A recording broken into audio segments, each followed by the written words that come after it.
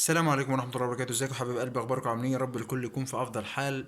وصية بسيطة النهاردة لكل عيان وعيانة: لما تروح عند دكتور السنان ويكون عندك خراج، يكون عندك ورم، يكون عندك مثلا جدر وحواليه حتة ورمة وعايز تخلعه، ما تستعجلش. وعايز اقول لك يعني زي واحد يعني يتحامل على الدكتور، يقول له لا مش عارف اخلعه لي دلوقتي، اعتبرني انا مش عارف، حتى لو هموت قدامك قال اخلعه لي، مش قادر اخلص من الالم. زي ما بيقول لك الدكتور، بتاخد مسكن ومضاد حيوي وبياخد القرص بتاعه لحد ما ياخد فعاليته في الجسم عندك، وبعد كده خلاص تيجي بعد كده تخلعه على طول. يعني هو بيكتب لك مسكن وبيكتب لك مضاد حيوي، لازم الاثنين يتاخدوا.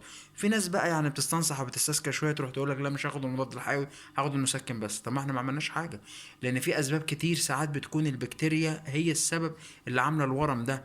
هي اللي عامله مثلا خراج مخليها ممدد تحت شويه، ماشي تحت السنه مثلا، تلاقيها ناحيه العصب لتحت. فانت لازم توقف السبب الاساسي، والمسكن ده انت بتاخده عشان بس يخفف لك الالم. فبلاش ان احنا يعني عايز اقول نتصرف من دماغنا ونقول لك لا انا مش هاخد المسكن، مش هاخد المضاد الحيوي، هاخد المسكن بس. ويجي بعد كده يقول لك يا دكتور والله وارم زي ما هو، انا مشيت على العلاج بقالي اسبوع.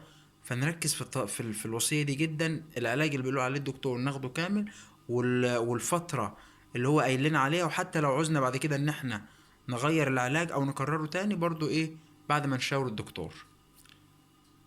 اشوفكوا في حلقة تانية او وصية جديدة. السلام عليكم ورحمة الله وبركاته.